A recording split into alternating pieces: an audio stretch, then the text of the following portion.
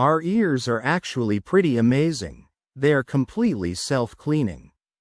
The skin inside your ear canal grows outward like a tiny conveyor belt, naturally carrying old earwax, dead skin, and dirt out of the ear opening all on its own. Excessive earwax usually happens when we accidentally disrupt this process, often by trying to clean them too deeply, or due to genetics and anatomy. Here is a safe, effective routine to keep your ears clear and healthy without causing damage. The Safe Ear Care Routine 1. Clean the outside only. Daily, during or after a shower. Wash only the outside of your ear, the pinna, and behind it with mild soap and water.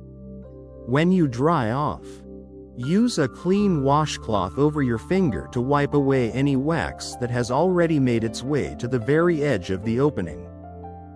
2. Strictly avoid internal tools. All the time. Never insert cotton swabs, Q-tips, bobby pins, or keys into your ear canal. Cotton swabs act like a piston in a syringe. They might get a little wax out, but they push the rest deep down into the ear canal, packing it tightly against your eardrum. 3. Use softening drops, optional, 1 to 2 times a week. If prone to hard wax.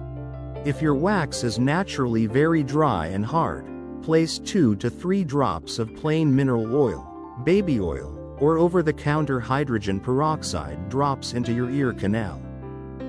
Tilt your head for a few minutes to let it sink in. This softens the wax so your ear's natural conveyor belt can move it out more easily. 4. Rinse gently, occasionally, in the shower, while showering. Let a little bit of warm, not hot, water tilt naturally into your ear for a few seconds, then tilt your head down to let it drain out completely. This helps flush away the softened wax.